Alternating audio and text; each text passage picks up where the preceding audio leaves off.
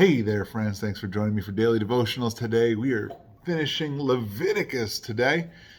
Please forgive Associate Pastor Chomps a lot, Greg over here chewing on his bone. Let's get right to it. We're reading Leviticus 26 and 27 this morning. Verse 1, here we go. Do not make idols for yourselves. Set up carved image or sacred pillar for yourselves, or place sculpted stone in your land to bow down to it. For I am Yahweh, your God. You must keep my Sabbaths and revere my sanctuary. I am Yahweh. If you follow my statutes and faithfully observe my commands, I will give you rain at the right time, and the land will yield its produce, and the trees of the field will bear their fruit. Your threshing will continue until grape harvest, and the grape harvest will continue until sowing time, and you will have plenty of food to eat and live securely in your land. I will give peace to the land, and you will lie down with nothing to frighten you. I will remove dangerous animals from the land, and no sword will pass through your land. You will pursue your enemies, and they will fall before you by the sword. 5 of you will pursue 100, and 100 of you will pursue 10,000. Your enemies will fall before you by the sword. I will turn to you and make you faithful and multiply you and confirm my covenant with you. You will eat the old grain of the previous year and will clear out the old to make room for the new. I will place my residence among you, and I will not reject you. I will walk among you and be your God, and you will be my people. I am Yahweh your God, you who brought you out of the land of Egypt, so that you would no longer be their slaves. I broke the bars of your yoke and enabled you to live in freedom. But if you do not obey me and observe all these commands, if you reject my statutes and despise my ordinances and do not observe all my commands, and break my covenant, then I will do this to you. I will bring terror on you, wasting disease and fever that will cause your eyes to fail and your life to ebb away. You will sow your seed in vain because your enemies will eat it. I will turn against you so that you will be defeated by your enemies. Those who hate you will rule over you, and you will flee even though no one is pursuing you. Verse 18. But if after these things you will not obey me, I will proceed to discipline you 7 times for your sins. I will break down your strong pride. I will make your sky like iron and your land like bronze, and your strength will be used up for nothing. Your land will not yield its produce, and the trees of the land will not bear their fruit. If you act with hostility toward me or unwilling to obey me, I will multiply your plagues 7 times for your sins. I will send wild animals against you that will deprive you of your children, ravage your livestock, and reduce your numbers until the roads are deserted. If in spite of these things you do not accept my discipline, but act with hostility toward me, then I will act with hostility toward you. I also will strike you 7 times for your sins. I will bring a sword against you and to execute the vengeance of the covenant. Though you withdraw into your cities, I will send a pestilence among you, and you will be delivered into enemy hands. When I cut off your supply of bread, 10 women will bake your bread in a single oven and ration out your bread by weight, so that you will eat but not be satisfied. And if in spite of this you do not obey me, but act with hostility toward me, I will act with furious hostility toward you. I will also discipline you 7 times for your sins. You will eat the flesh of your sons, and you will eat the flesh of your daughters. I will destroy your high places, cut down your incense altars, and heap your dead bodies on lifeless bodies of your idols. I will reject you. I will reduce your cities to ruins and devastate your sanctuaries. I will not smell the pleasing aroma of your sacrifices. I also will devastate the land so that your enemies who come to live there will be appalled by it. But I will scatter you among the nations, and I will draw a sword to chase after you.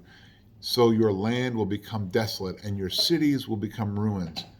Then the land will make up for its Sabbath years during the time it lies desolate, while you are in the land of your enemies. At that time the land will rest and make up for its Sabbaths.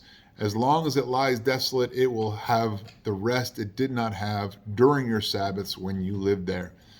I will put anxiety in the hearts of those of you who survive in the land of their enemies. The sound of a wind-driven leaf will put them to flight, and they will flee as one flees from the sword, and fall, though no one is pursuing them.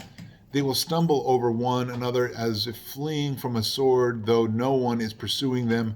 You will not be able to stand against your enemies.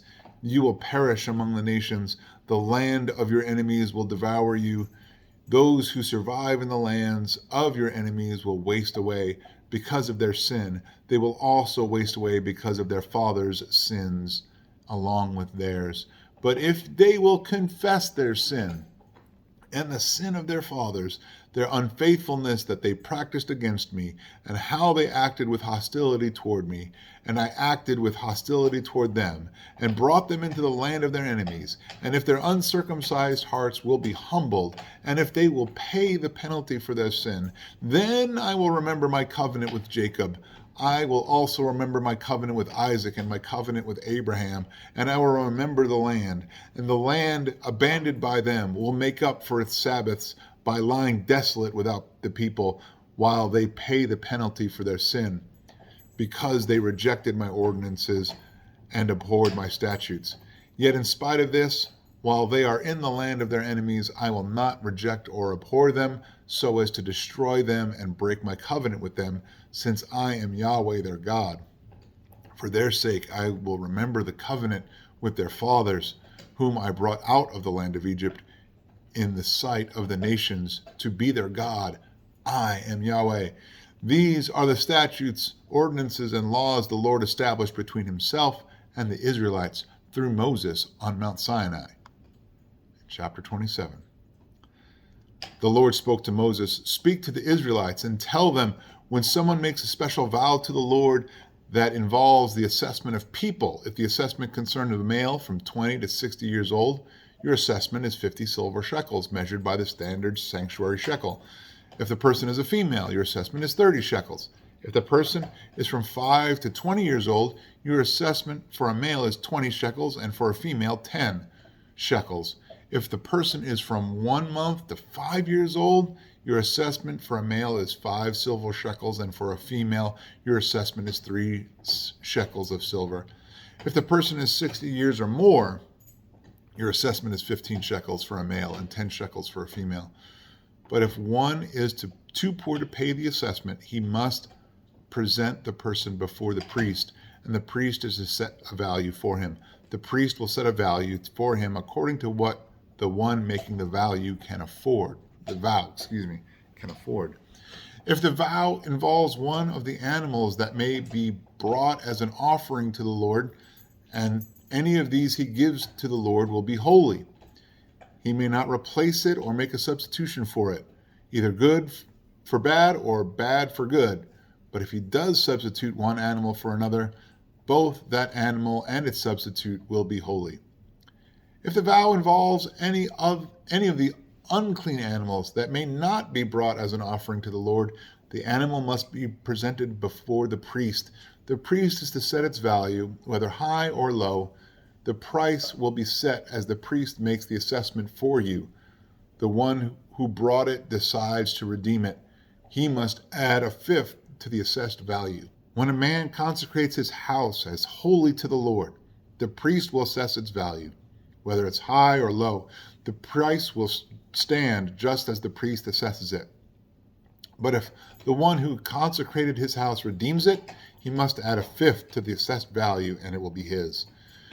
If a man consecrates to the Lord any part of a field that he possesses, your assessment of value will be proportional to the seed needed to sow it, at the rate of 50 silver shekels for every 5 bushels of barley seed. If he consecrates his field during the year of Jubilee, the price will stand according to your assessment. But if he consecrates his field after the Jubilee, the priest will calculate the price for him in proportion to the years left until the next year of Jubilee, so that your assessment will be reduced. If the one who consecrated the field decides to redeem it, he must add a fifth to the assessed value, and the field will transfer back to him. But if he does not redeem the field, or if he has sold it to another man, it is no longer redeemable. When the field is released in the Jubilee, it will be holy to the Lord, like a field permanently set apart. It becomes the priest's property. If a person consecrates to the Lord a field he has purchased that is not part of his inherited landholding, then the priest will calculate for him the amount of the assessment up to the year of Jubilee, and the person will pay the assessed value on the day as a holy offering to the Lord. In the year of Jubilee, the field will return to the one who he bought it from, the original owner. All your assessed values will be measured by the standard sanctuary shekel, 20 gerahs to the shekel. But no one can consecrate a firstborn of livestock, whether an animal from the herd or flock, to the Lord, because the firstborn already belongs to the Lord. If it is one of the unclean livestock, it must be ransomed according to your assessment by adding a fifth of its value to it. If it is not redeemed, it can be sold according to your assessment. Nothing that a man permanently sets apart to the Lord from all he owns, whether person, an animal, or his inherited landholding, can be sold or redeemed. Everything set apart is especially holy to the Lord.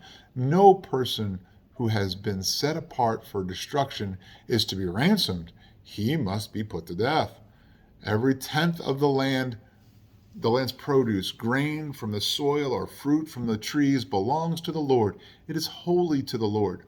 If a man decides to redeem any part of his tenth, he must add a fifth to its value.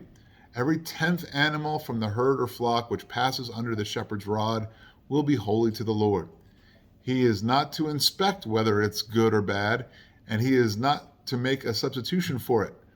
But if he does make a substitution, both the animal and its substitute will be holy. They cannot be redeemed. These are the commands the Lord gave Moses for the Israelites on Mount Sinai. And thusly concludes the book of Leviticus. Well, I hope that, when we look at these last couple of chapters, it would seem like maybe a lot of this stuff might not apply to us, but I would say to you, maybe it does. When we start talking about following after the Lord's statutes and ordinances and recognizing, we need to be concerned about what he considers as holy. Right? Jesus Christ has paid for all these sacrifices that we've been talking about in Leviticus. He satisfied them all. He fulfilled that covenant. There's a new covenant in his body and blood now. But the Lord is the same yesterday, today, and forever. What he considered holy then, he considers holy now. What do you need to adjust in your vision and your thinking about what is holy and what isn't? Now, I told you when we first set out in Leviticus that Leviticus and Numbers are the two books I tend not to go to a lot. And I'll tell you one thing that I have picked up through the reading of Leviticus out loud to people. I'm starting to see more and more how Christ is foreshadowed in all of the books of the Old Testament. And I hope that's a skill you're picking up as well, that you're able to read Christ in the books of the Old Testament.